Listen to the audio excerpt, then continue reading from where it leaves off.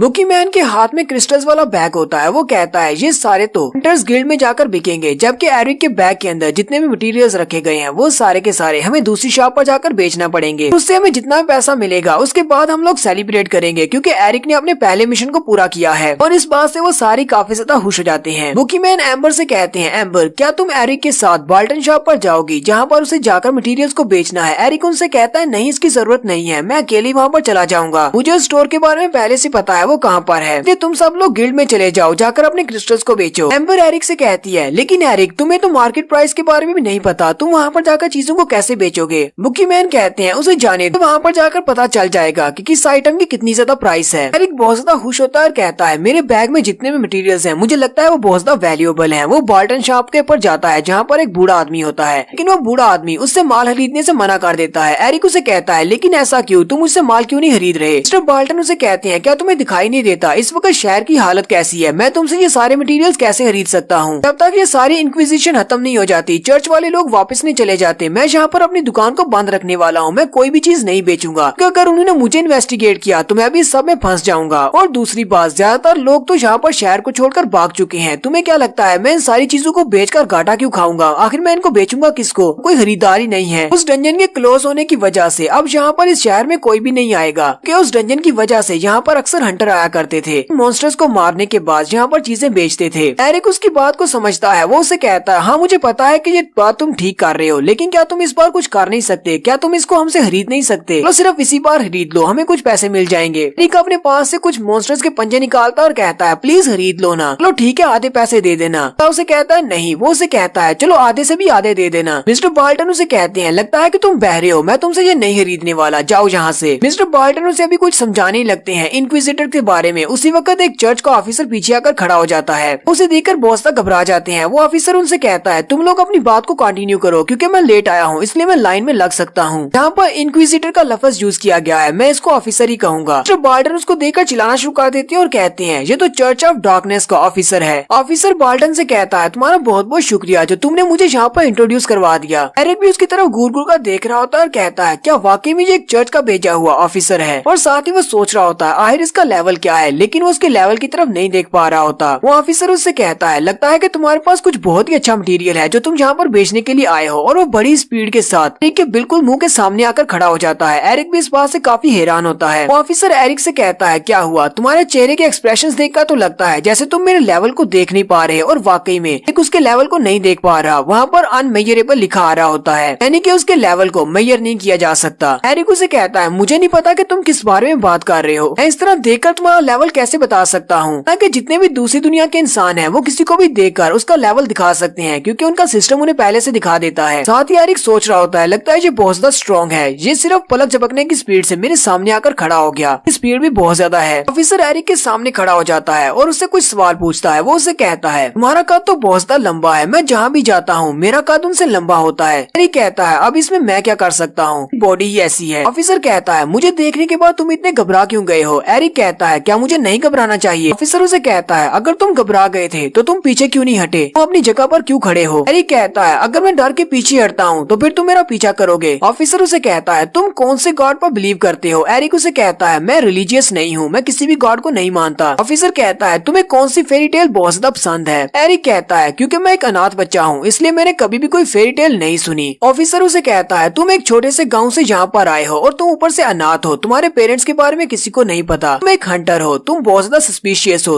मुझे लगता है कि तुम दूसरी दुनिया से आए हुए एक इंसान हो। एरिक उसे कहता है मुझे भी हंटर बने हुए ज्यादा दिन नहीं हुए और ऊपर से तुमने मुझे दूसरी दुनिया का डीमन कह दिया। मैं दूसरी दुनिया का डीमन नहीं हूँ, मैं एक इंसान हूँ, एक रथीनियन। वो ऑफिसर उसे कहता है जैसा कि तुमने कहा कि तुम अभी अभी हंटर बने हो तो इसका मतलब तुम्हारा लेवल तो काफी ज्यादा लो होना चाहिए। ऑफिसर को लगता है शायद इसका लेवल 21 या 22 होगा, इसलिए वो जल्दी से अपने पास से बैच निकालता है और उसके हाथ पे लगाता है ताकि उसके लेवल को चेक कर सके। ऑफिसर को पूरा यकीन होता है कि बहुत ही जल्दी ये पकड़ा जाएगा। जैसे ही वो अपने बैच को उसके हाथ के साथ टकराता है तो उसके ऊपर लिखा जाता है लेवल 5। ऑफिसर अपने हेलमेट को ऊपर उठाता है और साथ ही बैच के ऊपर देखता है और कहता है तुम्हारा लेवल तो 5 है। ऑफिसर बेचारा भी बहुत ज्यादा लाजवाब हो जाता है क्योंकि लेवल 5 तो किसी के पास भी नहीं होता, इतना वीक तो कोई भी नहीं है। एरिक उसे कहता है अब जबकि तुमने मुझे चेक कर लिया है क्या मैं अपने सामान को यहाँ पर बेच सकता हूँ। ऑफिसर उसे कहता है चलो ठीक है तुम अपना सामान बेच लो और वो बाहर जाने लगता है। जबकि उसी वक्त एरिक अपना सामान निकालता है और मिस्टर बोल्टन को दे देता है। मिस्टर बोल्टन उसका सामान देखते हुए कहते हैं तुम तो वाकई में बहुत अमेजिंग हो, एक ऑफिसर के यहाँ पर होते हुए तुम जरा नहीं घबराए। मिस्टर बोल्टन उसे कहते हैं तुम्हारे पास जितना भी सामान है तो काफी अच्छा, लेकिन मैं इनको खरीद कर करूंगा क्या जबकि कोई मेरे पास खरीदने के लिए नहीं आएगा, इसलिए मैं तुम्हें इनका कुछ भी नहीं देने वाला। वहीं पर बैग के अंदर उस आर्टिफैक्ट के ऊपर उनकी नजर पड़ती है, उस फायर बॉल वाले आर्टिफैक्ट पर। एरिक का ध्यान उस तरफ नहीं होता। एरिक अभी भी ऑफिसर की तरफ ही देख रहा होता है और कहता है चलो शुक्र है मेरा लेवल काफी ज्यादा लो है जिसकी वजह से मेरी बचत हो गई, वरना इसने तो मुझे पकड़ ही लेना था। एरिक कहता है मुझे लगता है ये ऑफिसर बहुत ज्यादा स्ट्रॉन्ग है, इसके मास्क की वजह से मैं इसके लेवल को नहीं देख पाया। मिस्टर बोल्टन उस आर्टिफैक्ट को निकाल लेते हैं और उसको चेक करते हुए कहते हैं क्या ये आइटम भी तुम यहाँ पर बेचने के लिए लेकर आए हो। वो आइटम क्योंकि एक आर्टिफैक्ट है और वो लेवल 5 के बंदे के पास नहीं होनी चाहिए। एरिक जल्दी से अपने हाथ को आगे बढ़ाता है और कहता है नहीं ये बेचने के लिए नहीं है। लेकिन जैसे ही वो मिस्टर बोल्टन के हाथ से अपने आर्टिफैक्ट को लेने लगता है वो उसके हाथ से लुढ़कता हुआ सीधा नीचे गिरता है और लुढ़कते हुए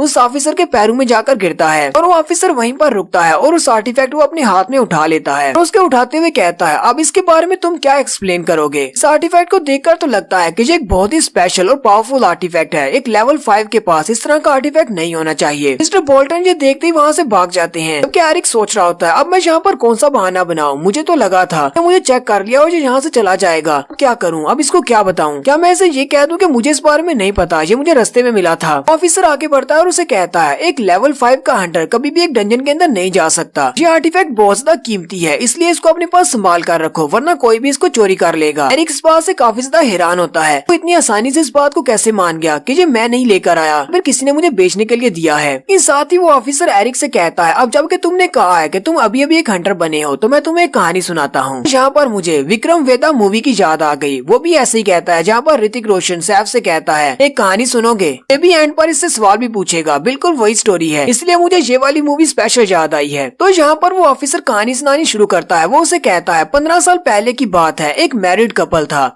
हस्बैंड एक बहुत ही अच्छा हंटर था, बहुत ही पावरफुल और स्ट्रॉन्ग हंटर, और उसका बेटा और उसकी बीवी घर में रहते थे। हालांकि वो अपनी पार्टी का लीडर नहीं था लेकिन फिर भी बहुत सारे लोग उसके आसपास रहते थे क्योंकि वो काफी ज्यादा स्ट्रॉन्ग था। एक दिन वो लोग एक क्वेस्ट के ऊपर गए हुए थे जहाँ पर उन्हें एक मॉन्स्टर को मारना था। जैसे वो लोग उस मॉन्स्टर के सामने पहुंचे तो बहुत ज्यादा घबरा गया, वो इतना ज्यादा डरा हुआ था कि उसने बाकी सभी को किसी को भी वहाँ पर जाने नहीं दिया। हालांकि वो मॉन्स्टर उनके ऊपर अटैक नहीं कर रहा था, बाकी के सारे मेंबर्स बहुत ज्यादा हैरान थे। वो सारे उसे कहते हैं कि तुम ऐसा क्यों कर रहे हो जबकि ये मॉन्स्टर हमारे पर अटैक भी नहीं कर रहा, हम इस मॉन्स्टर को आसानी से मार सकते हैं, तुम इतने ज्यादा डरे हुए क्यों हो। उसके पार्टी के मेंबर्स उसकी बात को नहीं सुन रहे थे और वो उस मॉन्स्टर को मारना चाहते थे, लेकिन जब उन्होंने उसे बहुत ज्यादा फोर्स किया तो उस बंदे ने राज उनके सामने खोल दिया। वो उनसे कहता है तुम लोग इस मॉन्स्टर का सामना नहीं कर पाओगे, ये मॉन्स्टर इसका लेवल 800 से भी ऊपर है। पहले तो उसके सारे दोस्तों ने उसकी बात को नहीं माना, उसके बाद उसने उन सभी को अपने बारे में बताया कि वो दूसरी दुनिया से आया हुआ एक इंसान है और उसके पास एक गाइडेंस सिस्टम है जो कि उसे किसी के भी लेवल के बारे में बता सकता है। वो लोग अभी वहीं पर खड़े होते हैं कि वो मॉन्स्टर जो कि पहले उनके ऊपर अटैक नहीं कर रहा था वो अटैक करने के लिए रेडी हो जाता है कि उसका लेवल बहुत ज्यादा हाई है। उसके बाकी के सारे दोस्त वहाँ से भाग जाते हैं जबकि वो अकेला वहाँ पर उस मॉन्स्टर के साथ फाइट करने के लिए रह जाता है। वो उसे छोड़कर वहाँ से भाग जाते हैं। फिर हमारी स्टोरी से निकल आती है। ऑफिसर उससे कहता है चलो अब मैं तुमसे एक सवाल पूछता हूँ, हमारी इस कहानी में मरेगा कौन? तो दूसरी दुनिया से आया हुआ इंसान जो कि वहाँ पर मॉन्स्टर से फाइट कर रहा है, गेस करके बताओ क्या वो मरेगा या कोई और मरेगा? एरिक उसे कहता है ये तो साफ सी बात है, उसने अपनी आइडेंटिटी सभी को बता दी है कि वो दूसरी दुनिया से आया हुआ इंसान है तो वही मरेगा। ऑफिसर उसे कहता है नहीं वो नहीं मरेगा, असल में जो मरेगा वो उस दूसरी दुनिया से आए हुए इंसान का पार्टी लीडर है कि वो दूसरी दुनिया से आया हुआ इंसान तो उस मॉन्स्टर के साथ फाइट कर रहा है कि उसके बाकी के जितने भी मेंबर्स हैं वो सारे बाहर हैं। उसका जो पार्टी लीडर था उसने जाकर चर्च के ऑफिसर्स को बता दिया कि उसकी पार्टी में एक दूसरी दुनिया का इंसान था। चर्च के ऑफिसर ने उसकी बात को सुनते ही कि जितने भी मेंबर्स थे उन सभी को पकड़ लिया और उनको इन्वेस्टिगेट किया और इन्वेस्टिगेशन के दौरान उनकी पार्टी के सारे मेंबर्स मारे गए। फिर कुछ अरसे के बाद उसी डंजन के अंदर से वो दूसरी दुनिया का इंसान बाहर निकला। वो उस मॉन्स्टर के हाथों बचकर जिंदा आ गया, लेकिन जैसे ही वो अपने घर में वापस आया तो वहाँ पर सब कुछ तबाह हो चुका था। लोगों को इस बारे में पता चल गया था कि वो दूसरी दुनिया का इंसान है, इसलिए रेथीनियंस ने उसके घर को जला दिया और साथ ही उसकी बीवी और उसके बच्चे को भी मार डाला। इस बात से वो दूसरी दुनिया का इंसान बहुत ज्यादा गुस्सा हो गया और वो इतना ज्यादा गुस्सा हुआ कि उसने पूरे के पूरे गाँव में जितने भी लोग थे सभी को मार डाला और वहाँ से भाग गया। ऑफिसर उसे कहता है अगर कोई भी इंसान जो कि एक दूसरी दुनिया के इंसान के साथ ताल्लुक रखेगा वो हमेशा मर जाएगा। इसके लिए रेथीना में कोई भी जगह नहीं है, तुम तो सिर्फ एक लेवल 5 के हंटर हो, मुझे नहीं लगता कि तुम इस तरह का कोई जुर्म कर सकते हो। एरिक उसे कहता है तुम्हारे इस कहानी सुनाने का क्या मतलब है, तुमने मुझे ये कहानी क्यों सुनाई है? ऑफिसर उसे कहता है मुझे लगता है कि इस आर्टिफैक्ट को जिस बंदे ने तुम्हें दिया है यहाँ पर बेचने के लिए वो बंदा दूसरी दुनिया से आया हुआ इंसान है और वो तुम्हारा पार्टी लीडर है। स्टोरी सुनाने का मतलब यही था, तुम समझ सकते हो क्योंकि तुम सिर्फ एक लेवल 5 के न्यू हंटर हो, इसलिए मेरे पास जितनी भी स्ट्रेंथ है मैं उसको यूज करते हुए तुम्हें बचाने की कोशिश करूंगा, लेकिन तुम्हारी पार्टी के बारे में ये नहीं कह सकता। अब ऑफिसर उन सभी को इन्वेस्टिगेट करेंगे तो इन्वेस्टिगेशन के दौरान वो सभी मारे जाएंगे। चलो अब जल्दी से मुझे बताओ कि तुम्हारा ताल्लुक किस पार्टी से है? ये बात सुनते ही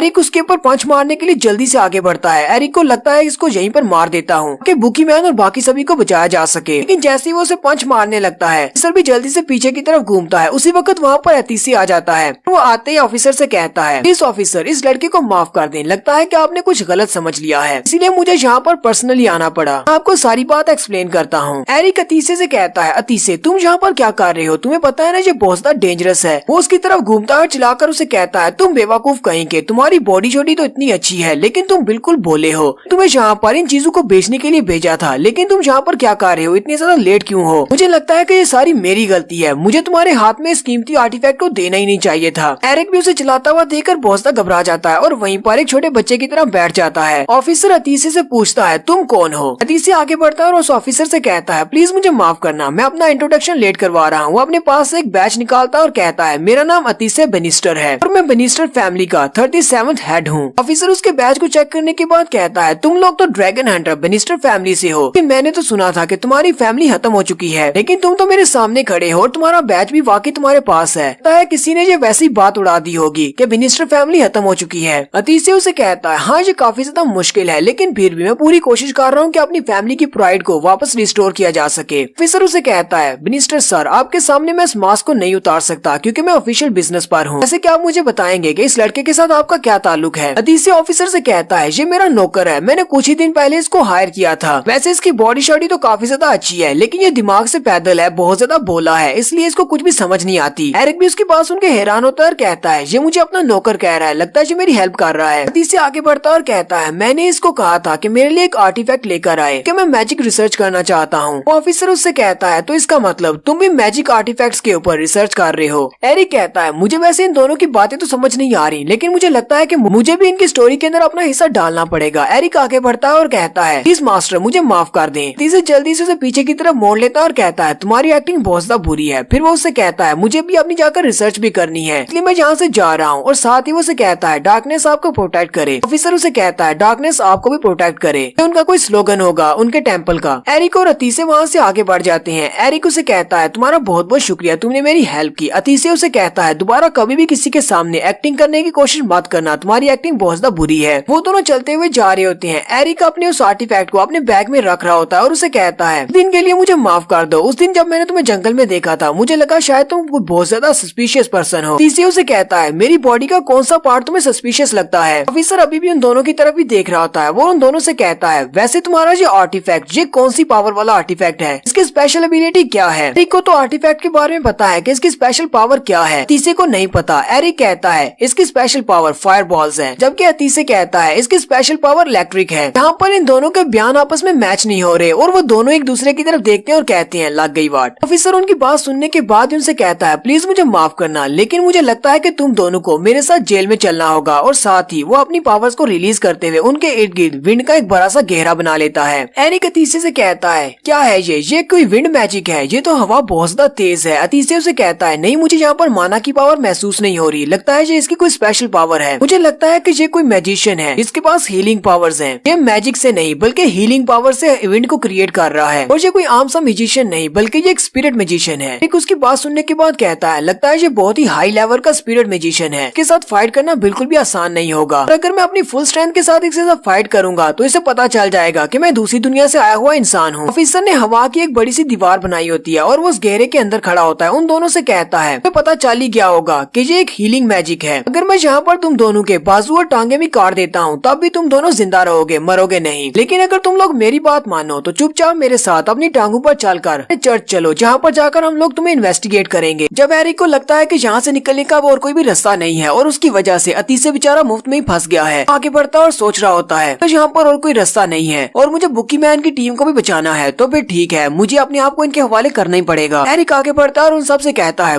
तो तुम सब लोग यहाँ पर उस बंदे को ढूंढ रहे हो जिसने डंजन को क्लोज किया है। एरिक उसके सामने आकर खड़ा हो जाता है और उसे कहता है, अगर मैं तुम्हारे लिए किसी ऐसे बंदे को ढूंढ लेता हूँ जिसने वाकई में उस डंजन को क्लोज किया है, तो क्या तुम सब लोग यहाँ से चुपचाप चले जाओगे और किसी को भी नुकसान नहीं पहुँचाओगे? वो ऑफिसर जल्दी से अपनी पावर्स को डीएक्टिवेट करता है और कहता है, हाँ क्यों नहीं, बस वो डंजन को क्लोज करने वाला हंटर चाहिए, फिर हम लोग यहाँ से चले जाएंगे। एरिक उसे अपने बारे में बताने लगता है कि मैं ही वो बंदा हूँ जिसने उस डंजन को क्लोज किया है। लेकिन उसी वक्त साइड से आवाज आती है, कोई चिल्ला चिल्ला कर कह रहा होता है, लोग ध्यान से सुनो, मैंने डंजन को क्लोज किया है। एरिक और ऑफिसर दोनों ही उसकी आवाज सुनने के बाद दरवाजे की तरफ देखते हैं तो दरवाजे की तरफ से एक घोड़ा गाड़ी आ रही होती है और उसी घोड़ा गाड़ी के ऊपर वो बंदा बैठा होता है जो कि चिल्ला चिल्ला कर कह रहा होता है, तुम सब लोग कहाँ पर हो? तुम्हारा हीरो वापस आ गया है, मैंने डंजन को क्लियर किया है। तो ये है हमारे मिस्टर लाउड। मिस्टर लाउड ने असल में उस आर्टिफैक्ट को वहाँ से लिया है। इस आर्टिफैक्ट को लेने के बाद आईफएम प्लेन डंजन क्लोज हो गई। मिस्टर लाउड बहुत ज्यादा खुश होते हैं और बिल्कुल एक हीरो की तरह घोड़ा गाड़ी के ऊपर खड़े होते हैं, जबकि जैक और अलीशा भी उसके साथ ही होते हैं। जैक उसे कहता है, मिस्टर लाउड, हमें तो लगा था शायद आप उसी डंजन के अंदर ही मर जाएंगे क्योंकि वहाँ पर बहुत सारे टॉर्टिडोज निकल रहे थे, लेकिन हमने सोचा भी नहीं था कि आप हमें रास्ते में मिलेंगे। लगता है कि आपने उस डंजन के बॉस को बहुत ही मुश्किल से मारा होगा, इसलिए जब आप हमको मिले थे तब आपकी हालत काफी ज्यादा बुरी थी। जबकि मिस्टर लाउड असल कहानी हमें बता रहे हैं। मिस्टर लाउड कहते हैं, उस डंजन के अंदर मैं बेहोश हो गया था और जब मुझे होश आई तो मैंने सामने की तरफ देखा तो सामने वो बॉस मर चुका था। हो सकता है कि मैंने उस बॉस को बेहोश होने से पहले मारा हो। मिस्टर लाउड कहते हैं, उसको मरा हुआ देखकर मैंने उस आर्टिफैक्ट को वहाँ से ले लिया। जैसे ही मैंने उस आर्टिफैक्ट को वहाँ से हटाया तो आईफन प्लेन डंजन गायब हो गई। और उसके गायब होने के बाद मैं सिर्फ एक प्लेन ग्राउंड में पड़ा था। वहाँ पर मेरे पास कुछ भी नहीं था क्योंकि मैं पहले से काफी ज्यादा भूखा था और वहाँ पर मेरे पास खाने को कुछ नहीं था। डंजन के गायब होने की वजह से सिर्फ एक चटियल मैदान था। तो वहीं पर इन दोनों की एंट्री होती है, जैक और अलीशा की। जैक और अलीशा उसे कहते हैं और वहाँ पर हम दोनों आए क्योंकि हम दोनों आनफोरेस्ट सिटी को छोड़कर जा रहे थे और रास्ते में आप मिल गए। हमने आपको उठाकर अपनी घोड़ा गाड़ी में बिठाया और हम लोग फिर से वापस आ गए। मिस्टर लाउड काफी ज्यादा खुश होते हैं और बहुत ज्यादा एक्साइटेड होते हैं और मुस्कुराते हुए चेहरे के साथ सभी से कहते हैं, जरा गौर से देखो, मिस्टर लाउड जो कि एक लेजेंडरी हीरो है, अब उसके बारे में लोग कहानियां सुनाया करेंगे। लेकिन साथ ही नेक्स्ट सीन में उसकी सारी की सारी एक्साइटमेंट खत्म हो जाती है क्योंकि मिस्टर लाउड को उठाकर वो चर्च वाले अपनी घोड़ा गाड़ी में डाल देते हैं कि वो तो यहाँ पर एक डंजन क्लोजर को ढूंढ रहे हैं। मिस्टर लाउड रोते हुए कहते हैं, मैं वो नहीं हूँ, मैंने उस डंजन को क्लोज नहीं किया। ऑफिसर उसे कहता है, चुपचाप बैठ जाओ वरना उठाकर फेंकूंगा, और उसे अपनी घोड़ा गाड़ी में डालकर ले जाते हैं। जबकि बाकी के ऑफिसर उसके बारे में सब कुछ लिख रहे होते हैं। वो कहते हैं, इसका नाम रूड एस्टेल्फिया है और 21 साल की उम्र है और ऊपर से इसके पास जो आर्टिफैक्ट है वो भी आईफन प्लेन डंजन का ही आर्टिफैक्ट है। लगता है कि इसी ने उस डंजन को क्लोज किया है। जबकि एरी भी वहीं पर खड़ा सोच रहा होता है, मैंने तो सोचा भी नहीं था मिस्टर लाउड एक डंजन को क्लियर कर सकते हैं, वो भी अकेले। एरी कहता है, मुझे तो लगा था कि वो एक कम्प्लीटली मॉन्स्टर बन चुका है, इसलिए मैं उसे वहीं पर छोड़कर वापस आ गया था। अतीसे भी उसके साथ ही खड़ा होता है। अतीसे कहता है, मुझे भी इस बात पर यकीन नहीं हो रहा कि वाकई में इसने डंजन को क्लोज किया है। अपना काम वहाँ पर पूरा कर लेने के बाद चर्च ऑफ डार्कनेस के वो ऑफिसर जो कि इन दोनों को पकड़ने वाला था, वो उन दोनों से कहता है, प्लीज मुझे माफ कर दो, मैंने तुम दोनों को बहुत ज्यादा गलत समझ लिया। अतीसे उस ऑफिसर से पूछता है, मिस्टर लाउड के साथ क्या होने वाला है, आप उसके साथ क्या करेंगे? वो ऑफिसर उसे कहता है, हम लोग उसे वापस लेकर जाएंगे और जाकर इन्वेस्टिगेट करेंगे। सबसे पहले तो हम ये भी देखेंगे कि वो जहाँ से है क्या वाकई में वो वहाँ से है, यानी कि क्या वाकई में वो एक रेथिनियन है या नहीं। अगर उसके डॉक्यूमेंट्स बिल्कुल ठीक निकले तो उसके बाद हम उसे छोड़ देंगे, अगर वो हमारी इन्वेस्टिगेशन के दौरान मरा नहीं तो। जबकि एरिक सोच रहा होता है मुझे लगता है कि इन्हें बस उसको बंद करके रखना चाहिए, उसको आजाद करने की क्या जरूरत है। अतीसे कहता है ये तो बहुत ही अच्छी बात है, इसका मतलब मिस्टर लाउड बहुत ही जल्दी वापस आ जाएंगे। फिर वो ऑफिसर भी अपनी गाड़ी के अंदर बैठ जाता है। एरिक कहता है ये तो बहुत ही अच्छा हो गया कि मिस्टर लाउड की वजह से सब कुछ हल हो गया, वरना इन्होंने तो मुझे पकड़ ही लिया था। वो ऑफिसर अपनी गाड़ी में बैठकर जैसी वहाँ जाने लगता है वो पर्दे को हटाता है और कहता है मुझे याद आ गया, तुम यहाँ पर मेरी वजह से अपनी चीजों को बेच नहीं पाए और मिस्टर बोल्टन भी यहाँ से भाग चुके हैं, तुम थोड़ी देर के लिए यहाँ पर आओगे। एरिक आगे बढ़ता है। वो ऑफिसर उसे कहता है तुम मेरी वजह से यहाँ पर कोई भी सामान बेच नहीं पाए, इसलिए मेरे पास पैसे तो नहीं है तुम्हें जुर्माना देने के लिए, लेकिन मेरे पास एक नोट है, उसके ऊपर अपने सिग्नेचर कर देता हूँ। उन सिग्नेचर्स को दिखाकर यानी कि इस डॉक्यूमेंट को दिखाकर तुम कहीं पर भी अपनी चीजों को बेच सकते हो। वो ऑफिसर कहता है मुझे नहीं लगता कि ये लड़का इन सारी चीजों को बेच पाएगा, क्योंकि ये तो सिर्फ एक लेवल 5 का हंटर है, इसलिए मिस्टर बैनिस्टर आपको इसके ऊपर साइन करना पड़ेंगे। एरिक उसकी बात सुनते ही बहुत ज्यादा हैरान होता है और कहता है मेरी मॉम ने मुझसे कहा था कि कभी भी किसी डॉक्यूमेंट को पढ़े बिना उसके ऊपर साइन मत करना, मुझे लगता है कि यहाँ पर कुछ बहुत ही बुरा होने वाला है। एरिक उसके हाथ से वो नोट लेता है और उसे कहता है तुमने कहा कि मुझे भी यहाँ पर साइन करने हैं, लेकिन पहले मुझे इसे पढ़ने दो, कहीं ऐसा ना हो कि मैं यहाँ पर साइन करूँ और उसके बाद तुम कहो कि मैं तुम्हारे चर्च का मेंबर बन गया हूँ। ऑफिसर उसे कहता है हम लोग ऐसा कुछ भी नहीं करते, मुझे लगता है कि चर्च ऑफ लाइट वाले इस तरह के कोई काम करते होंगे। और साथ ही ऑफिसर उसे कहते हैं जल्दी से इस पेपर पर साइन करो और उसके बाद इस बॉक्स की तरफ देखो। एरिक उस पेपर के ऊपर साइन करता है और साथ ही वो बॉक्स को ओपन करता है। ऑफिसर उसके अंदर से एक बैच निकालता है और एरिक को दिखाता है। और यहाँ पर हमें आगे का सीन नहीं दिखाते कि एरिक ने उस बैच को देखने के बाद क्या रिएक्शन दिया था, उसके बाद इतना ही दिखाते हैं कि वो ऑफिसर उसे बाय बोलता हुआ वहाँ से चला जाता है, जबकि एरिक बहुत ज्यादा गुस्से में होता है और बहुत ज्यादा डरा हुआ भी है। अतीसे कहता है ये तो बहुत ही अच्छा हो गया कि वो चुपचाप यहाँ से चले गए और ज्यादा कोई मसला नहीं हुआ, लेकिन एरिक बिल्कुल चुपचाप होता है। अतीसे उसे कहता है एरिक तुम्हें क्या हुआ। एरिक उसे कहता है मिस्टर अतीसे क्या तुम मेरे लिए एक छोटा सा काम कर सकते हो। और यहीं पर अगला सीन जो होता है वो आर्मफोर्स गिल्ड का दिखाया जाता है। आर्मफोर्स गिल्ड की हालत बहुत ज्यादा बुरी हो चुकी है, सारे टेबल कुर्सियां टूट चुके हैं क्योंकि ऑफिसर पहले यहाँ पर आए थे इन्वेस्टिगेशन के लिए। गिल्ड की मैनेजर अभी वहीं पर होती है। वो मिस्टर बुकी मैन से माफी मांगते हुए कहती है प्लीज मुझे माफ कर दे, मैं इस गिल्ड को बचा नहीं पाई। मिस्टर बुकी मैन उसे कहते हैं तुम्हें माफी मांगने की जरूरत नहीं है, तुम्हारे गिल्ड का मास्टर यहाँ से भाग चुका है, तो सिर्फ एक मैनेजर हो, तुम यहाँ पर कर भी क्या सकती थी। मैनेजर उसे कहती है मुझे इस बारे में नहीं पता था कि आप लोग अभी भी एक मिशन के ऊपर हैं, हमने सभी को बुलाया था। मिस्टर बुकी मैन कहते हैं कोई बात नहीं, तुम्हें परेशान होने की जरूरत नहीं है, डंजन के क्लोज होने का इवेंट बहुत बड़ा इवेंट था और सभी लोग यहाँ से भाग गए हैं, लेकिन ये बात तो बहुत ही अच्छी है कि तुम अभी तक इसी हंटर गिल्ड में मौजूद हो, यहाँ से भागी नहीं। बुकी मैन पार्टी के बाकी के मेंबर्स भी वहीं पर बैठे होते हैं। वो मिस एम्बर से कहते हैं मिस एम्बर क्या आपने अपने उन डीमन क्रिस्टल्स को बेच दिया। वो उनके सामने कुछ सिक्के रखती है और कहती है हाँ मैंने बेच दिया।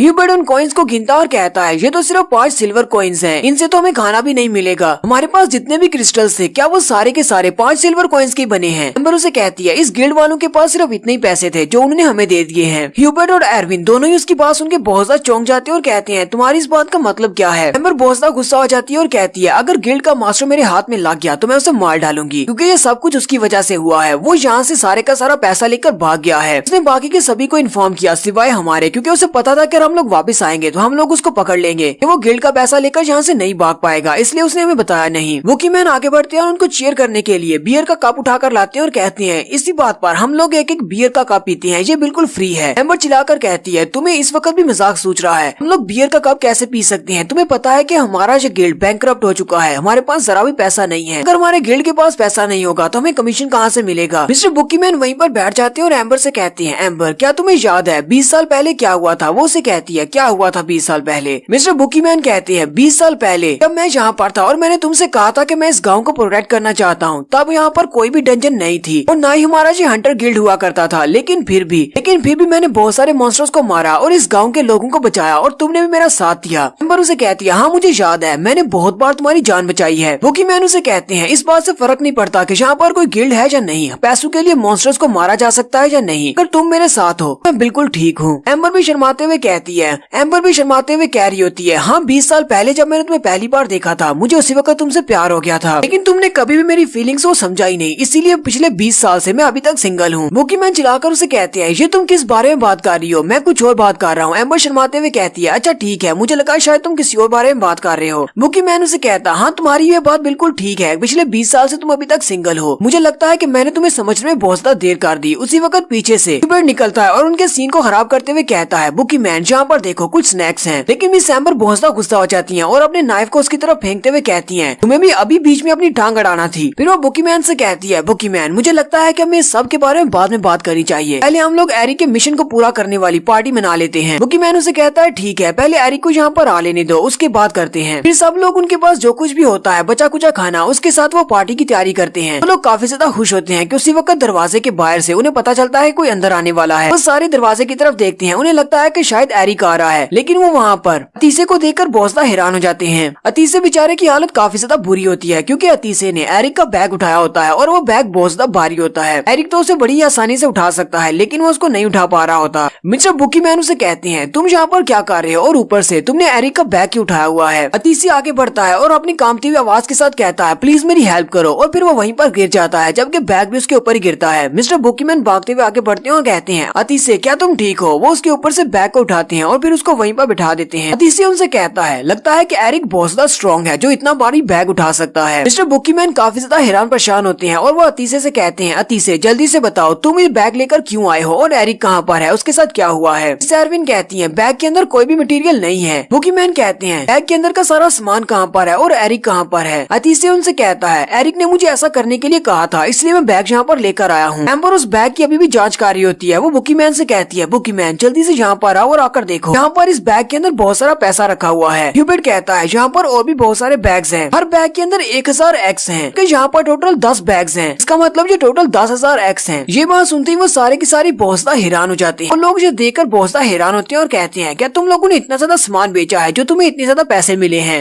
एरिक के पास इतना सामान कैसे था। इस बैग के अंदर जितना सामान था वो सारे का सारा इतने ज्यादा पैसों का नहीं बनता। साथ ही अतीसे अपनी जेब के अंदर से ड्रैगन बैज निकालता है जो कि एरिक का होता है। एरिक ने ड्रैगन का बैज अतीसे को दे दिया है ताकि वो वापस आकर बुकीमैन को दे सके। बुकीमैन जैसे उस बैज को देखता है और कहता है, ये तो एरिक का हंटर बैज है, क्या उसने हंटिंग छोड़ दी है, लेकिन ऐसा कैसे, क्या उसने तुम्हें इसकी वजह बताई, क्या है उसने अचानक हंटर की जॉब छोड़ने का फैसला क्यों किया है। अतीसे उनसे कहता है, नहीं मुझे उसने इस बारे में कुछ भी नहीं बताया, लेकिन उसके चेहरे के एक्सप्रेशन इस तरह थे, वो बहुत ज्यादा डरा हुआ था। उसने मुझे ये एम्बलम वापस किया, उसने बस इतना कहा कि वो जॉब छोड़ रहा है, साथ ही ये बैग मुझे देकर तुम्हारे पास भिजवा दिया। तो यहीं पर एरिक की तरफ भी दिखाते हैं, वो वाकई में बहुत ज्यादा डरा हुआ होता है। वो गली में चलता हुआ जा रहा होता है और यहीं पर हमें अपने बैकग्राउंड सीन में दिखाता है उस ऑफिसर ने उसे उस बॉक्स के अंदर क्या दिखाया था। वो साइन कर रहा था। साइन करने के बाद वो ऑफिसर उसे कहता है, जरा इस तरफ देखो, क्या तुम इसे पहचानते हो। एरिक उस बैज की तरफ देखता है तो उसके ऊपर लिखा होता है ग्रेट अर्थ। ग्रेट अर्थ एक ग्रुप का नाम है, एक ऐसा ग्रुप जो कि अर्थ से आए हुए सारे इंसानों ने बनाया है, वही इस बैज को यूज करते हैं। ये बैज अगर किसी हंटर के पास है तो इसका मतलब वो दूसरी दुनिया का इंसान है और वो ग्रेट अर्थ का मेंबर है। एरिक उस बैज को देखते ही बहुत ज्यादा हैरान हो जाता है। वो सोच रहा होता है, आइफर ने तो मुझे कहा था 4 बड़े हीरोज ने ग्रेट अर्थ ग्रुप को पहले ही डिस्ट्रॉय कर दिया है, लेकिन ये ग्रेट अर्थ ग्रुप का ये बैज यहाँ पर क्या कर रहा है। अगर मैंने इसको पहचान लिया तो ये मुझे अपने साथ ले जाएगा, इसे पता चल जाएगा कि मैं कौन हूँ, इसीलिए तो उसने ये बैज उसको दिखाया है। एरिक उसे कहता है, नहीं मुझे इस बारे में बिल्कुल भी नहीं पता, ये क्या चीज है। ऑफिसर वापस से उस बैज को अपने बॉक्स में रख लेता और कहता है, चलो ठीक है, ऐसे भी तुम सिर्फ एक लेवल 5 के हंटर हो, तुम्हें इन सब बातों के बारे में कैसे पता होगा। तो तुमसे बस ऐसे ही पूछ रहा था, शायद तुमने इस बैज को कहीं पर देखा हो। लेकिन साथ ही वो ऑफिसर एरिक से कहता है, अब जबकि तुम सिर्फ एक लेवल 5 के हंटर हो, फिर तुम किसी दूसरी दुनिया के इंसान तो नहीं हो सकते। लेकिन अगर यहाँ पर तुम इस बैज को पहचान लेते कि ये बैज क्या है और ये किसका है, फिर तुम्हें उस स्टोरी के बारे में नहीं भूलना चाहिए जो मैंने तुम्हें सुनाई थी, यानी कि तुम्हारे उस पूरे के पूरे ग्रुप को डिस्ट्रॉय कर दिया जाएगा जिस ग्रुप के तुम मेंबर हो। और यही वो फाइनल बात थी जिसकी वजह से एरिक बहुत ज्यादा डरा हुआ है कि उसकी पूरी पार्टी यानी कि बुकीमैन हंटर पार्टी को मार न दिया जाए सिर्फ एरिक की वजह से। एरिक वहाँ पर चलता हुआ जा रहा था, वो इतने गुस्से में होता है कि सामने एक कार्ड के ऊपर मुक्का मारकर उस कार्ड को तोड़ देता है। एरिक काफी गुस्से में होता है। एरिक कहता है, मैं ये जानबूझकर नहीं कर रहा, मुझे यहाँ पर किडनैप करके भेजा गया है, मैं नहीं चाहता कि मेरी वजह से किसी की जान जाए, वो रिथेनियन ही क्यों ना हो। लेकिन जैसे ही वो साइड पर देखता है, कार्ड की साइड पर 3 लोग खड़े होते हैं और उन तीनों ने अपने हाथ में सिगरेट पकड़े होते हैं। शक्ल से तो वो तीनों ही टपोरी लग रहे होते हैं, लेकिन ये कार्ड उन लोगों की होती है। एरिक उन तीनों की तरफ देखता है तो वो तीनों बहुत ज्यादा गुस्सा हो जाते हैं। एरिक उनकी कार्ड को जोड़ने की कोशिश करता है, लेकिन वो तीनों अपने अपने सिगरेट्स को फेंक देते हैं और काफी गुस्से में होते हैं। नेक्स्ट सीन फिर से ऑनफोरस गिल्ड का दिखाया जाता है। बुकीमैन पार्टी के बाकी के सारे मेंबर्स भी काफी ज्यादा हैरान होते हैं कि यूं अचानक उनके ग्रुप को छोड़ जाने पर। ह्यूबर्ट कहता है, वो ऐसे अचानक हमारी पार्टी को नहीं छोड़ सकता और ऊपर से उसने अपने हंटर की जॉब को भी छोड़ दिया है, ऐसे नहीं जा सकता, हमें जाकर उससे बात करनी चाहिए। इस एम्बर उसे कहती है, अब तुम उससे और क्या ज्यादा सुनना चाहते हो, उसने अपना बैग भी वापस भिजवा दिया है, इसका मतलब तो यही है कि उसने हंटर की जॉब को छोड़ दिया है। ह्यूबर्ट कहता है, मैं वहाँ पर जाकर उससे बात करूंगा कि वो इस फैसले के बारे में दोबारा सोचे, वो अचानक हंटर जॉब को कैसे छोड़ सकता है। मिस्टर बुकीमैन उसे कहते हैं, रुक जाओ, तुम्हें पता है कि हमारे हंटर के काम में कितना ज्यादा खतरा है, ऊपर से वो बेचारा सिर्फ एक लेवल 5 का हंटर है, यानी कि वो हम सब में सबसे ज्यादा वीक है और उसके लिए ये मिशन बहुत ज्यादा मुश्किल रहा होगा, इसलिए उसने इस मिशन को छोड़ने का फैसला किया है। उसे इस बात की समझ आ गई होगी कि वो एक हंटर मटेरियल नहीं है। अतीसे वहाँ से जाने लगता है तो बुकीमैन उसे उनसे कहता है अति से, अगर तुम्हें वो लड़का दोबारा मिलता है तो उसे कहना हम लोग उसका हमेशा इंतजार करेंगे, क्योंकि बुकी मैन की पार्टी उसकी फैमिली की तरह है। अति से उनसे कहता है अब बिल्कुल परेशान ना हो, अगर वो लड़का मुझे दोबारा मिलता है पूरी कोशिश करूंगा कि उसे यहाँ पर वापस लेकर आऊँ। फिर अति से वहाँ से बाहर चला जाता है, जबकि वो तीनों हैरान परेशान होकर वहीं पर बैठे होते हैं। ह्यूबर्ट सोच रहा होता है, लगता है कि मैंने उससे ठीक से बात नहीं की। सैम्बर कह रही होती है अगर वो लड़का मुझे दोबारा मिलेगा तो मैं उसको अच्छा सबक सिखाऊंगी। इससे उन सभी की तरफ देखता और सोच रहा होता है पता नहीं एरिक के साथ क्या हुआ कि वो इन सभी को छोड़कर चला गया, लेकिन मैं उससे बहुत ज्यादा जेलिस हूँ क्योंकि मेरे पास ऐसी फैमिली नहीं है कि मेरी इतनी ज्यादा केयर करती हो। नेक्स्ट सीन एरिक का दिखाया जाता है। एरिक को कुछ लोगों ने कुर्सी के ऊपर बांधा होता है और उसके सर पे पानी डालते हैं ताकि उसे होश आ जाए। उसके सर पे पानी डालने वाला अपने बॉस से कहता है ब्रदर इसको होश आ गई है। वो उसे कहता है चलो ठीक है तुम साइड पर हट जाओ। एरिक सोच रहा होता है अब ये कौन सी जगह है और ये कौन लोग मुझे पकड़ कर ले आए हैं। एरिक के सामने एक बहुत ही हटाकटा बंदा खड़ा होता है। वो हटाकटा बंदा एरिक से कहता है मैंने तुम्हें पहले कभी यहाँ पर नहीं देखा, कौन हो तुम और तुम्हारे पास एक तलवार है, इसका मतलब तुम एक हंटर हो। वो बंदा एरिक से कहता है मैंने सुना है कि तुमने हमारे लड़कों की बाजू और टांगे तोड़ दी। ये तीनों वही गुंडे हैं जो कि अपने मुंह में सिगरेट लेकर वहाँ पर बैठे थे और इनकी कार्ड को एरिक ने पंच मार कर तोड़ा था। वो अपने बॉस से कहते हैं हाँ बॉस इसने हमें बहुत ज्यादा पीटा है और ऊपर से इसने हमारी कार्ड को भी तोड़ दिया। बॉस चिल्लाकर एरिक से कहता है तुम्हारी हिम्मत कैसे हुई, पहले तुमने मेरे लोगों पर अटैक किया और उनकी कार्ड को भी तोड़ दिया, उसके अलावा तुम इन सभी को पीटने के बाद यहीं पर हमारे इलाके में सो गए। एरिक उनसे कहता है तुम्हारे स्टाफ को मैंने पंच मार कर तोड़ा था, उसके लिए मैं तुमसे माफी मांगने को तैयार हूँ, लेकिन इन सभी की टांगे और इनके बाजू खुद बाहु टूटे हैं, मैंने नहीं तोड़े। मेरे ऊपर अटैक कर रहे थे और मेरी बॉडी के साथ लगने से इनके बाजू और टांगे टूट गई और ऊपर से मेरे पास कोई घर नहीं है, मेरे पास सोने की जगह नहीं थी, इसलिए मैं वहीं पर सो गया। बॉस अपने तीनों साथियों से कहता है क्या ये बंदा बिल्कुल ठीक कह रहा है। वो तीनों रोते हुए कहते हैं हाँ बॉस इसने बिल्कुल ठीक कहा, हम इसके ऊपर अटैक कर रहे थे लेकिन इसकी बॉडी बहुत ज्यादा हार्ड है, हमारे बाजू और हमारी टांगे इसी तरह टूटी हैं, लेकिन ऐसा कैसे हो सकता है, इसने अपनी बॉडी के ऊपर कोई ना कोई मैजिक अप्लाई किया होगा, इसलिए तो इसकी बॉडी इतनी टफ है। बॉस चिल्लाकर कहता है तुमने अपनी बॉडी के ऊपर कौन से मैजिक को अप्लाई किया है। एरिक उसे कहता है मुझे मैजिक करना नहीं आता, मेरी बॉडी के ऊपर कोई भी मैजिक नहीं है, अगर तुम्हें यकीन नहीं है तो फिर मुझे पंच मार कर देखो, या फिर तुम कोई डरपोक हो जो तुम मुझे पंच नहीं मारना चाहते, तुम्हारे पीछे वाले तो मुझे पंच मार चुके हैं, लेकिन तुम्हें इतना डर क्यों लग रहा है, तुमने सुना नहीं उनमें से एक ने कहा है कि तुम बहुत बड़े डरपोक हो और मुझे पंच नहीं मार रहे। बॉस उन तीनों से पूछता है क्या इसने ठीक कहा, क्या तुमने ऐसा कहा है। वो तीनों कहते हैं नहीं बॉस हमने ऐसा कुछ भी नहीं कहा। एरिक कहता है वो लोग झूठ बोल रहे हैं, उन्होंने ऐसा कहा है। बॉस इस बात से बहुत ज्यादा गुस्सा हो जाता है और कहता है चलो फिर ठीक है मैं तुम्हें पंच मारूंगा, और वो फुल स्ट्रेंथ के साथ एरिक के मुंह पर पंच मारता है। लेकिन साथ ही नेक्स्ट सीन में दिखाते हैं वो बेचारा अपनी टूटी हुई उंगलियों को लेकर खड़ा होता है और रो रहा होता है। एरिक कहता है ये वाला बंदा तो एक टार्टिडो मॉन्स्टर से भी ज्यादा वीक है। फिर एरिक अपने आसपास देखता है और कहता है अब मुझे क्या करना चाहिए, क्या मुझे इन सभी को मारकर यहाँ से चले जाना चाहिए, लेकिन यहाँ पर तो बहुत सारे लोग हैं। वो सारे उसके इर्द गिर्द खड़े होते हैं और सोच रहे होते हैं कि ये क्या है, ये एक मैजिकल स्वर्ड्समैन है, यहाँ पे ये एक मैजिकल यूजर है। एरिक कहता है ये तो बहुत ही आसान है कि मैं इन सभी को यहाँ से मारकर भाग जाऊँ, लेकिन साथ ही वहाँ पर और भी बहुत सारे लोग आ जाते हैं। तो सारे कहते हैं हमें यहाँ पर कुछ आवाज आ रही थी इसलिए हम सब लोग यहाँ पर आ गए, लगता है यहाँ पर कोई मॉन्स्टर है। जबकि उन्हीं सभी लोगों के बीच में उनके मेयर भी होते हैं। वो कहते हैं ये तो बस एक छोटा सा पपी है जो कि अपने घर से भागकर यहाँ पर आ गया है। मेयर के साथी उसे कहते हैं मेयर आपको आगे नहीं जाना चाहिए, ये बंदा काफी ज्यादा खतरनाक है। एरिक मेयर से कहता है तुम मुझे एक डॉग क्यों कह रहे हो, क्या तुम्हें पता है कि मुझे डॉग से बहुत ज्यादा नफरत है, ऊपर से ये सारे डॉग्स भी मुझसे नफरत करते हैं, क्या तुम जानना चाहते हो, क्या तुम मेरी स्टोरी सुनना चाहोगे कि डॉग्स मुझसे नफरत क्यों करते हैं। मेयर उसे कहता है अब बस करो, तुम मुझे इस तरह की कहानी सुनाकर क्या मुझे डराना चाहते हो, मुझे लगता है कि तुम इस तरह की बात करोगे तो मैं तुमसे डर जाऊंगा। मेयर हंसते हुए कहते हैं लगता है कि तुम रॉक माउंटेन से यहाँ पर आए हो। साथ ही मेयर पीछे की तरफ मुड़ते हैं और कहते हैं इसको जाने दो। मेयर के साथ ही कहते हैं लेकिन आप इसे यहाँ से जाने क्यों दे रहे हैं, जबकि हमें इसके बारे में नहीं पता कि ये क्या कर सकता है। मेयर उस बंदे से कहते हैं इसको जाने दो, अगर इसने फैसला कर लिया कि ये यहाँ से नहीं जाएगा तुम में से कोई भी नहीं बचेगा, क्योंकि इसके पास इतनी ज्यादा स्ट्रेंथ है कि ये तुम सभी का कीमा बना सकता है। एरिक भी मेयर की बात सुन के बहुत सा हैरान होता है और उसे कहता है बूढ़े आदमी तुम्हें रॉक माउंटेन के बारे में कैसे पता है। मेयर आगे से हंसना शुरू कर देता है और कहता है अगर तुम्हें जानना है कि मुझे रॉक माउंटेन के बारे में कैसे पता है तो फिर तुम्हें मेरे लिए कुछ काम करना होगा, तुम्हें मेरे साथ एक कॉन्ट्रैक्ट करना होगा। यहीं से एरिक की एक नई लाइफ स्टार्ट होने वाली है। एरिक उसके साथ 5 महीने का एक कॉन्ट्रैक्ट साइन करता है, जबकि हमारा नेक्स्ट सीन 6 महीने के बाद का दिखाया जाता है और बताया जाता है आइफन प्लेन डंजन के डिस्ट्रॉय होने के बाद बहुत सारे लोग आर्नफॉरेस्ट सिटी को छोड़कर चले गए, जबकि आर्नफॉरेस्ट सिटी के ईस्ट वाली साइड पर एक ऐसा एरिया भी है जो बहुत ज्यादा लोकल है कि वहाँ पर सारे गरीब लोग रहते हैं, और वहीं पर एक पुराने से टूटे फूटे घर के बाहर कुछ टपोरी लोगों को दिखाते हैं। टपोरी लोगों के साथ वही हटाकटा बॉस भी है, उसके साथ उसके जो गुंडे साथी होते हैं वो सारे के सारे उस घर का सारा सामान बाहर निकाल रहे होते हैं। बॉस उन सबसे कहता है इस घर का सारा सामान निकाल लो, खासतौर पर किचन के सामान को जरूर निकालना, हम उसे बेच सकते हैं। क्योंकि उस घर का जो मालिक होता है उसकी बीवी और उसका बेटा भी वहीं पर होते हैं, और वो दोनों चिल्लाकर उनसे कह रहे होते हैं तुम सब लोग ये क्या कर रहे हो, तुम लोग हमारे घर को इस तरह हाल ही नहीं करवा सकते। सकते। बॉस उस औरत से कहता है, मैंने तुम्हारे पति को साफ साफ कहा था कि इस घर को खाली करना है, लेकिन लगता है उसने तुम्हें घर आकर ये बात बताई नहीं। इसी वक्त घर के मालिक को भी दिखाते हैं जो कि एक हंटर है। वो भागता हुआ उस तरफ आ रहा होता है और कहता है, तुम सब लोग यहाँ पर क्या कर रहे हो? तुम लोग मेरे घर के अंदर से सामान को बाहर क्यों निकाल रहे हो? वो हंटर काफी ज्यादा गुस्से में होता है और अपनी तलवार को घुमाते हुए कहता है, तुम में से कोई भी आगे मत बढ़ना, ना ही मेरे घर को हाथ लगाओ और ना ही मेरी बीवी और बच्चे को। वो अपने घर के सामने खड़ा होता है अपने घर को प्रोटेक्ट करने के लिए। बॉस कहता है, तुम्हारे काम को और ज्यादा बढ़ा रहे हो, चलो जल्दी से साइड पर हट जाओ वरना हम तुम्हारे ऊपर हैमर को चला देंगे। साथ ही वो कहता है, हथौड़ा लेकर आ जाओ। इसी वक्त एक बड़ा सा हथौड़ा वहाँ पर आता है। हंटर ऊपर की तरफ देखता है और कहता है, जिसने कहा कि हथौड़ा लेकर आओ, लेकिन ये तो कोई हथौड़ा नहीं है, ये तो बस एक बड़े से लोहे के रॉड के ऊपर एक बड़ी सी चट्टान को लगाया गया है। यहीं पर हमारे एरिक को दिखाया जाता है। एरिक ने उस बड़े से हथौड़े को उठाया होता है। एरिक आगे की तरफ बढ़ता है तो वो हंटर अपनी तलवार को उसकी चेस्ट पे रखता है और कहता है, यहीं पर रुक जाओ नहीं तो मैं तुम्हें काट दूंगा। हालांकि डंजन के क्लोज होने के बाद ऑनफोरस गिल्ड बंद हो चुका है, लेकिन फिर भी मैं अभी तक एक हंटर हूँ और मैं तुम्हारे साथ आसानी से फाइट कर सकता हूँ। लेकिन उसकी तलवार एरिक की बॉडी के अंदर भी नहीं दंस रही होती क्योंकि एरिक की बॉडी बहुत ज्यादा हार्ड है। एरिक घूरकर उसे देखता है और कहता है, रास्ते से हटो। और वो बंदा बेचारा बहुत ज्यादा घबरा जाता है और रास्ते से हट जाता है। फिर एरिक आगे चला जाता है और उसके घर के सामने जाकर खड़ा हो जाता है। साथ ही अपने बड़े से हथौड़े को उठाकर उस घर के ऊपर दे मारता है और उस पूरे के पूरे घर को डिस्ट्रॉय कर देता है। वो हंटर भी यही देख रहा होता है और कहता है, मेरी तलवार इसकी बॉडी के अंदर नहीं घुसी और ऊपर से इसने सिर्फ एक ही अटैक से मेरे पूरे घर को उड़ा दिया। ये एक इंसान नहीं, ये तो एक मॉन्स्टर है। वही तीन लोग यानी कि वो बाप बेटा और उसकी बीवी जिनका घर इन्होंने तोड़ा है, उन तीन लोगों को ये लोग एक नया घर दिखा रहे होते हैं जो कि काफी ज्यादा अच्छा बना होता है और बिल्कुल इंसानी दुनिया की तरह के घरों जैसा बना होता है। वो लोग उन्हें नए घर में लेकर आते हैं और उन्हें इस नए घर के बारे में बताते हैं। वो उन्हें कहते हैं, हमारी एसोसिएशन ने एक नया प्रोजेक्ट स्टार्ट किया है, हम लोग ऑनफोरस आर्किटेक्चर टीम से हैं। इसके अलावा हम लोग इस सिटी की सारी वॉल को भी फिक्स करते हैं। तुम्हारा घर बहुत ज्यादा पुराना हो चुका था, इसलिए हमने तुम्हें ऑफर किया था कि हम तुम्हारे लिए एक नया घर बनाएंगे और तुम्हें वहाँ पर शिफ्ट करेंगे। तो फिर वो उन्हें पूरे के पूरे घर का विजिट करवाते हैं। वो उन्हें सारा घर दिखाते हैं कि तुम्हारा घर कितना ज्यादा अच्छा बनाया हुआ है, तुम लोग इसको खरीद लो। उन्हें कहते हैं कि हमारे घर की दीवारें बहुत ज्यादा मजबूत हैं। ये दीवारें इतनी ही मजबूत हैं जितनी कि नोबल मैन के घरों में लगे हुए स्टोन की दीवारें होती हैं। साथ ही इसके ऊपर गोलम मैजिक को अप्लाई किया गया है। इसके अलावा इसके ऊपर बहुत ही स्पेशल किस्म का पेंट लगाया गया है ताकि कोई भी मॉन्स्टर इसके ऊपर चढ़ ना सके, ना ही कोई दुश्मन इस दीवार को तोड़कर अंदर आ सकता है। यानी कि अगर कभी डंजन ब्रेक होती है और यहाँ पर सिटी के अंदर बहुत सारे मॉन्स्टर्स आ जाते हैं तो हमारे सोल्जर्स इन घरों को अपने बंकर्स के तौर पर भी यूज कर सकते हैं। इनकी दीवारें इतनी ज्यादा मजबूत हैं। वो बड़ा बॉडी वाला गुंडा उसके सामने बैठा होता है और सारी बात को एक्सप्लेन कर रहा होता है। वो उस हंटर से कहता है, तुम लोग इस घर में फ्री के लिए रह सकते हो क्योंकि हमारी एसोसिएशन तुम्हें ये घर फ्री में प्रोवाइड कर रही है। साथ ही हर साल मेंटेनेंस भी फ्री में की जाएगी। मैंने ये सारी बात पहले भी तुम्हें एक्सप्लेन की थी, लेकिन शायद तुमने उस बात को इग्नोर कर दिया। वो हंटर से कहता है, लगता है कि उस वक्त मैं बहुत ज्यादा नशे में था इसलिए मुझे याद नहीं रहा होगा। वो हंटर से कहता है, तुम्हारा बहुत बहुत शुक्रिया। आजकल क्योंकि वो आइफन प्लेन डंजन बंद हो चुकी है और मॉन्स्टर्स बहुत ज्यादा कम रह गए हैं, इसलिए हमारे हंटर्स का काम बहुत ज्यादा कम हो चुका है। ऑनफोरस हंटर गिल्ड एसोसिएशन वाले भी भाग चुके हैं। फिर वो हंटर कहता है, स्पेशली इस बंदे को, ये बॉडी वाला बंदा जिसने हैमर उठाया हुआ था, स्पेशली इसका थैंक करना चाहता हूँ और साथ ही मैं इससे माफी भी मांगना चाहता हूँ क्योंकि मैंने अपनी तलवार इसके सामने निकाली थी। पता नहीं ये बंदा मुझे माफ करेगा या नहीं। एरिक उसकी सारी बातें सुन के इग्नोर करता है और उससे कहता है, अगर मेरा यहाँ पर और कोई काम नहीं है तो फिर मैं क्या यहाँ से जा सकता हूँ। बॉस उसे कहता है, ये बंदा तुमसे माफी मांगना चाहता है और साथ ही तुम्हारा शुक्रिया अदा करना चाहता है। यहाँ पर आओ और आकर अपना थैंक यू रिसीव करो। हंटर भी एरिक से कहता है, तुम्हें इस तरह रूड होने की जरूरत नहीं है, हम तुम्हारा शुक्रिया अदा करना चाहते हैं, प्लीज हमारे साथ बैठो और आकर डिनर करो। एरिक उसे कहता है, लेकिन मुझे अभी बहुत सारे काम करने हैं इसलिए मैं तुम्हारे साथ नहीं बैठ सकता। बॉस उसे कहता है, तुम यहाँ पर इस तरह की बात क्यों कर रहे हो, ये लोग कितने ज्यादा अच्छे हैं और प्यार से तुमसे पूछ रहे हैं। बॉस उसे कहता है, तुम तो बहुत ज्यादा अजीब हो। एरिक उसे कहता है, इस सब में अजीब क्या है, मैं एक नॉर्मल इंसान की तरह तुम्हें कह रहा हूँ कि मुझे इन सब से कोई मतलब नहीं है। और वहाँ पर क्योंकि बहुत कुछ चल रहा होता है, एरिक एक नॉर्मल लाइफ जीना चाहता है लेकिन वो सारे के सारे उसके ऊपर बहुत ज्यादा जोर डाल रहे हैं। हंटर उसे वहाँ पर बैठने का कह रहा है जबकि बॉस भी उसे यही कह रहा है और बच्चा वहाँ पर खेल रहा है जो कि बहुत ज्यादा शोर मचा रहा है। वो बच्चा भागते हुए बात को कॉपी करता है और कहता है, हाँ ये बंदा बहुत ज्यादा अजीब है, बहुत ज्यादा शोर मचा रहा होता है। जबकि उसका बॉस भी चिल्ला चिल्ला कर एरिक से कह रहा होता है, मैं तुम्हारी वजह से काफी परेशान हो चुका हूँ, तुम बार बार इस तरह की हरकतें क्यों करते हो, क्या तुम एक नॉर्मल इंसान की तरह नहीं रह सकते। हंटर उसके बॉस से कहता है, तुम्हें इसे फोर्स करने की जरूरत नहीं है, अगर उसे यहाँ पर हमारे पास नहीं बैठना तो कोई बात नहीं, उसे जाने दो। एरिक उस सारे शोर शराबे की वजह से काफी ज्यादा घबरा जाता है, उसे कुछ भी समझ नहीं आ रही, वो सारे की सारी बातें कर रहे होते हैं। इसी वक्त वो छोटा लड़का भागता हुआ आता है और आकर एरिक के साथ लिपट जाता है। लेकिन वो लड़का मुस्कुराकर उसे कह रहा होता है कि तुम बहुत ज्यादा अजीब हो, लेकिन एरिक को उसके चेहरे की तरफ देखकर ऐसे ही लगता है जैसे कि वो चर्च वाला ऑफिसर है। वो उसे कह रहा है कि तुम इस दुनिया के नहीं हो, तुम एक दूसरी दुनिया से आए हुए डीमन हो। और इस बात से एरिक बहुत ज्यादा गुस्सा हो जाता है और जैसे ही वो गुस्सा होता है वो लड़का बेचारा डर जाता है। उसकी माँ आगे बढ़ती है और अपने बच्चे को पीछे कर लेती है, लेकिन एरिक जल्दी से अपनी तलवार निकालने लगता है, लेकिन उसके पास तलवार नहीं है। उस बच्चे की माँ एरिक से कहती है, प्लीज मेरे बच्चे को छोड़ दो, बच्चे को नहीं पता इसने तुम्हें कुछ ज्यादा ही तंग कर दिया। एरिक जो कि अपनी तलवार को उठाने के लिए अपने हाथ को पीछे कर रहा होता है, वो जब पीछे देखता है कि उसके पास उसकी तलवार नहीं है, तो पिछले 6 महीने से वो हंटर की जॉब नहीं कर रहा और हंटर के पास तलवार होनी चाहिए, काम इंसान के पास नहीं। फिर एरिक उदास हो जाता है और उस रूम से बाहर चला जाता है, जबकि उसका बॉस उसे गालियां दे रहा होता है और दूसरा हंटर उसे कहता है प्लीज मुझे माफ कर दो, ये सब कुछ मेरी वजह से हुआ है। एरिक के उस रूम से बाहर चले जाने के बाद हंटर कहता है मुझे लगता है कि मेरी वजह से वो बंदा बहुत ज्यादा गुस्सा हो गया है। बॉस उसे कहता है नहीं, तुम्हारी वजह से नहीं हुआ, वो हमेशा इस तरह बिहेव करता है। बॉस उस हंटर को बताता है तकरीबन 6 महीने पहले इस बंदे ने हमारे एसोसिएशन को ज्वाइन किया था और यहाँ पर जो भी काम करता है यानी जॉब इसे दी जाती है उसके इसे 600x दिए जाते हैं। वो हंटर उसे कहता है लेकिन 600x तो बहुत ज्यादा है, एक मीडियम लेवल के हंटर को भी इतने ज्यादा एक्स नहीं दिए जाते। बॉस उस हंटर को बताता है इसे 600x इसलिए दिए जाते हैं क्योंकि ये 10 दिनों का काम सिर्फ एक ही दिन में कर देता है। इसके पास एक बड़ा सा हथौड़ा तो देखा है, इसने तुम्हारे घर को सिर्फ 1 ही मिनट में गिरा दिया। हालांकि अगर हमें उस घर को हटाना पड़ता तो हमें कितने ही दिन लग जाते। हमारे आर्किटेक्चर एसोसिएशन में ये लड़का बहुत ज्यादा फेमस है, लेकिन कोई भी डायरेक्टली इससे बात नहीं करता क्योंकि ये बहुत ज्यादा अजीब है और ये किसी से बात भी नहीं करता। एरिक भी चलता हुआ सीधा मेयर के रूम में आता है। मेयर उसे कहता है क्या तुम्हें किसी ने तमीज नहीं सिखाई, ये तुम्हारा अपना पर्सनल रूम नहीं है, तुम यहाँ पर आने से पहले नॉक क्यों नहीं करते। एरिक काफी ज्यादा गुस्से में होता है और सीधा उसके पास जाता है और कहता है भाई यहाँ पर इस शहर में हो क्या रहा है। मेयर उसे कहता है तुम किस बारे में बात कर रहे हो। एरिक उसे कहता है मैंने अभी अभी उस हंटर को जो नया घर बना कर दिया है उस घर का नक्शा इस दुनिया का नहीं है, तुम्हें इस घर के नक्शे के बारे में कैसे पता चला, क्योंकि इस तरह के घर तो इस दुनिया में नहीं होते। मेयर उसे कहता है हाँ मुझे ये बात अच्छी तरह से पता है कि इस तरह के डिजाइन इस दुनिया में नहीं होते, इसीलिए तो ये घर काफी ज्यादा अच्छे हैं, लेकिन यहाँ पर किसी को भी इस बारे में नहीं पता कि ये दूसरी दुनिया के नक्शे हैं। अगर तुम किसी को नहीं बताओगे तो यहाँ पर कोई भी मसला क्रिएट नहीं होगा, इसलिए तुम अपना मुंह बांधी रखना। एरिक गुस्से के साथ उसे कहता है क्या तुम मेरे साथ मजाक कर रहे हो, फिर तुम मेरे साथ कोई गेम खेल रहे हो। तुमने 5 महीने पहले मुझसे कहा था कि मुझे 5 महीने तुम्हारे लिए काम करना है और उसके बाद तुम मुझे बताओगे कि तुम्हें रॉक माउंटेन के बारे में कैसे पता है। एरिक क्योंकि बहुत ज्यादा गुस्से में है, उसने उसकी टेबल पे हाथ रखा होता है और साथ ही वो अपनी पावर्स को रिलीज कर रहा होता है, यानी कि अपनी स्ट्रेंथ को, और उसके टेबल को भी तोड़ देता है। वो गुस्से के साथ उसकी टेबल को तोड़ते हुए कहता है अब जल्दी से बताओ तुम्हें मुझसे क्या चाहिए। पिछले 6 महीने से मैं तुम्हारे लिए काम कर रहा हूँ, लेकिन तुमने मुझे अभी तक ये नहीं बताया तुम्हें रॉक माउंटेन के बारे में कैसे पता है और तुम मेरे बारे में और क्या जानते हो और आखिर तुम मुझसे चाहते क्या हो। फिर उसी वक्त अपनी जेब में हाथ डालते हैं और अपने पास से एक पेपर निकालते हैं और उसे कहते हैं आज से 40 साल पहले सभी लोग इंसानों की तरह यहाँ पर रहा करते थे और तुम्हारे जैसे लोग जो कि दूसरी दुनिया से यहाँ पर आए हैं वो सब भी यहाँ पर नॉर्मल इंसानों की तरह रहते थे। एरिक उसे कहता है मुझे पहले ही लगा था कि तुम्हें इस बारे में काफी कुछ पता है, तुम्हें पता है कि मैं दूसरी दुनिया से आया हुआ इंसान हूँ। मेयर उसे कहता है तुम्हें क्या लगता है कि मुझे तुम पर शक क्यों नहीं पड़ेगा, तुम यहाँ पर आराम से सो नहीं सकते, तुम किसी के सामने बैठकर खाना नहीं खाते, तुम छुप कर अपना खाना खाते हो, इसके अलावा तुम यहाँ पर किसी से ज्यादा बात नहीं करते, तुम्हें पता है कि ये सब कुछ क्यों हो रहा है। एरिक उसे कहता है ये सब कुछ इसलिए है क्योंकि मैं एक दूसरी दुनिया से आया हुआ इंसान हूँ। मेयर उसे कहते हैं यहीं पर तो तुम बहुत ज्यादा गलत हो, हमारे रेथनियंस में और तुम में कोई फर्क नहीं है, हम दोनों की बॉडीज बिल्कुल एक जैसी हैं। अगर तुम यहाँ पर एक नॉर्मल इंसान बनने की कोशिश करोगे तो किसी को भी पता नहीं चलेगा कि तुम कौन हो। तुमने यहाँ पर जितने भी दूसरी दुनिया के इंसानों को देखा होगा वो सारे के सारे हंटर्स होते हैं कि उनके गाइडेंस सिस्टम उन्हें बताता है कि उन्हें हंटर बनना है। लेकिन अगर तुम यहाँ पर आकर एक नॉर्मल इंसान की जिंदगी गुजारो तो किसी को भी पता नहीं चलेगा कि तुम कौन हो। 40 साल पहले जब पहला इंसान यहाँ पर आया था उसके बाद तुम्हारी दुनिया से इंसान आना शुरू हुए, तो सारे यहाँ पर आकर हंटर नहीं बना करते थे बल्कि उन्होंने बहुत सारे काम किए। हमारी आर्किटेक्चर बिजनेस में भी काफी सारे दूसरी दुनिया के इंसान थे, तो किसी को भी उनके बारे में नहीं पता चला, वो यहीं पर जिए और यहीं पर मरे। उन्हीं की वजह से आर्किटेक्चर बिजनेस में बहुत ज्यादा फायदा हुआ क्योंकि उन्होंने अपनी दुनिया की टेक्नोलॉजी हमें दी, अपनी दुनिया के कुछ डिजाइन भी। अगर तुम यहाँ पर नॉर्मल इंसान की तरह जिंदगी गुजारते हो बिल्कुल एक रेथीनियन की तरह और हंटर्स की जॉब को नहीं करते, किसी भी मॉन्स्टर को नहीं मारते तो किसी को पता नहीं चलेगा। मेयर अपने पास जो पेपर निकाला था वो उसे टेबल पर रखते हुए कहते हैं अगर तुम चाहते हो कि कोई भी तुम्हें दूसरी दुनिया से आया हुआ डीमन ना कहे तो तुम्हें हंटर के काम को छोड़ना होगा, लेकिन इस जॉब रिक्वेस्ट को पूरा करो और उसके बाद आजाद हो, तुम एक रेथीनियन बनकर अपनी जिंदगी गुजार सकते हो। एरिक उस पेपर को उठाता और कहता है ये तो एक हंटर जॉब रिक्वेस्ट है कि ये तुम्हारे पास क्या कर रही है, पता है ना कि मैं एक हंटर नहीं रहा, मैंने अपना बैच भी वापस कर दिया था, मैं एक हंटर की जॉब रिक्वेस्ट को एक्सेप्ट कैसे कर सकता हूँ। उसी वक्त उनके दरवाजे पे नॉक होती है। मेयर कहते हैं ठीक है अंदर आ जाओ। एरिक भी दरवाजे की तरफ देख रहा होता है कि कौन आया है। मेयर उसे कहते हैं अब मुझे तुम्हारी यहाँ पर जरूरत नहीं है, तुम्हारा कॉन्ट्रैक्ट पूरा हो चुका है, वैसे भी ये वो बंदा है जिसने इस रिक्वेस्ट को मेरे पास भेजा था और इस बंदे ने कहा था कि तुम इस रिक्वेस्ट को जरूर एक्सेप्ट करोगे। और जैसे दरवाजा खुलता है तो उसी वक्त अतीसे अंदर आता है। एरिक उसे देखकर काफी ज्यादा हैरान होता है। अतीसे भी उसे देखकर काफी ज्यादा खुश होता है और कहता है मुझे तुम्हें देखकर बहुत ज्यादा खुशी हुई, मुझे तो लगा था कि तुम बहुत ज्यादा वीक हो गए होगे लेकिन तुम तो काफी ज्यादा हटे कटे हो। एरिक जल्दी से अपने मुंह को छुपाने की कोशिश करता है और मेयर से कहता है इसको इस बारे में कैसे पता चला और ये मुझे ढूंढता हुआ यहाँ पर कैसे आ गया, मुझे जल्दी से अपने चेहरे को छुपाना पड़ेगा। मेयर उसे कहते हैं तुम्हें अपने मुंह को छुपाने की जरूरत नहीं है, तुम्हारी बॉडी इतनी ज्यादा बड़ी है कि वो दूर से इसे देख सकता है। मेयर एरिक से कहते हैं तुम्हें इसके लिए परेशान होने की जरूरत नहीं है, यहाँ पर सभी को पता है कि ये हमेशा मेरे पास आता रहता है और मुझे मुझे तुम्हारी कहानी सुननी थी, इसलिए मैंने इसे तुम्हारी सारी कहानी सुन ली। लेकिन अब जबकि तुम मुझसे रिक्वेस्ट कर रहे हो कि मैं इसे यहाँ से भगा दूं, तो फिर ठीक है, अपनी पूरी कोशिश करूंगा कि मैं इसे यहाँ से भगा दूं, फिर तुम्हें अपने साथ लेकर ना जा सके। एक मेयर से कहता है ठीक है, प्लीज मेरी हेल्प करो और इसे यहाँ से भगा दो। एरिक सोच रहा होता है प्लीज अतीसे मुझे माफ कर देना, क्योंकि अगर तुम मेरे साथ कहीं पर भी दिखे जाओगे तो वो चर्च वाले तुम्हें भी मार डालेंगे। अतीसे मेयर से कहता है आज पहली बार तुमने मुझे अपने रूम के अंदर बुलाया है ना, आज से पहले तो हमेशा हम लोग लेटर्स ही लिखते हैं, मुझे कभी भी अपने रूम में नहीं आने देते। मेरा नाम अतीसे बैनिस्टर है, मैं एक मैजिशियन हूँ। मेयर उसे कहते हैं ठीक है, तुम आर्मफोर्स हंटर गिल्ड से यहाँ पर आए होगे, लेकिन तुम इस लड़के को अपने साथ लेकर नहीं जा सकते, क्योंकि ये मेरे साथ काम कर रहा है। बहुत अरसा पहले ये हंटर हुआ करता था, लेकिन अब ये हमारी आर्किटेक्चर एसोसिएशन का एक मेंबर है। मैं इसे यहाँ से तुम्हें हरगिज नहीं ले जाने दे सकता, क्योंकि ये हमारी फैमिली की तरह है। साथ ही एल्डर आर्टिस्ट के ऊपर बहुत ज्यादा जोर डालने के लिए उसे कहते हैं, चिल्लाकर उसे कह रहे होते हैं कि तुम्हारी हिम्मत कैसी हुई यहाँ पर आकर हमसे इसको वापस ले जाने का कहने की। हम लोग आर्किटेक्चर एसोसिएशन वाले हंटर एसोसिएशन वालों से जरा भी कम नहीं है, इस लड़के को यहाँ से हरगिज नहीं ले जा सकते। अतीसे आगे बढ़ता है और मेयर से कहता है मेयर मैं इसे आर्मफोर्स हंटर गिल्ड के बिहाव पर ले जाने के लिए नहीं आया, ये मेरी पर्सनल रिक्वेस्ट है, मैं इसे अपने लिए लेकर जाने के लिए आया हूँ। मेयर उसे कहते हैं लेकिन इस लड़के का तुम्हारे साथ ऐसा क्या ताल्लुक है, इसे पर्सनली क्यों अपने साथ ले जाना चाहते हो। लेकिन एरिक मेयर से कहता है मैं इसके साथ नहीं जाना चाहता, प्लीज इसके साथ कोई बहाना बनाओ और इसे कहो कि हम लोग यहाँ पर इसे नहीं भेज सकते। मेरे काफी ज्यादा बहाने बनाते हैं ताकि वो एरिक को उसके साथ ना भेजें। और यहाँ पर अतीसे एक रियल स्टोरी सुनाने वाला है जो कि काफी ज्यादा फनी भी है। अतीसे मेयर से कहता है मैं इसे यहाँ पर आर्मफोर्स हंटर गिल्ड के बिहाव पर लेने के लिए नहीं आया, बल्कि मैं यहाँ पर एक पर्सनल रिक्वेस्ट पर आया हूँ। मेयर उसे कहते हैं तुम्हारा पर्सनली इसके साथ क्या ताल्लुक है। अतीसे उनसे कहता है असल में ये लड़का मेरी पार्टी का मेंबर नहीं है, मैं एक डिफरेंट पार्टी का मेंबर था, लेकिन इस लड़के के साथ फिर भी मेरा एक ताल्लुक है। असल में हमारी पार्टी के हमारा जो बॉस था उसने हम दोनों को एक साथ देख लिया था, और उसके बाद हमारी पार्टी का जो बॉस था वो आगे बढ़ा और उसने मुझे इससे बचा लिया। मेयर उसे कहते हैं लेकिन अगर तुम दोनों डिफरेंट पार्टी से और साथे फॉरेस्ट में तुम दोनों एक दूसरे के साथ थे, तो इससे तुम्हारे बॉस को क्या मसला हुआ, वो तुम दोनों के ऊपर अटैक करने के लिए क्यों आगे बढ़ा था। साथ ही तुमने कहा कि तुम्हारे बॉस ने तुम्हें इससे बचा लिया। मुझे तुम्हारी बात की समझ नहीं आ रही, मुझे थोड़ा सा एक्सप्लेन करो। अतीसे उसे यहाँ पर बात को गोलमोल करके बताता है। वो उसे कहता है असल में उस वक्त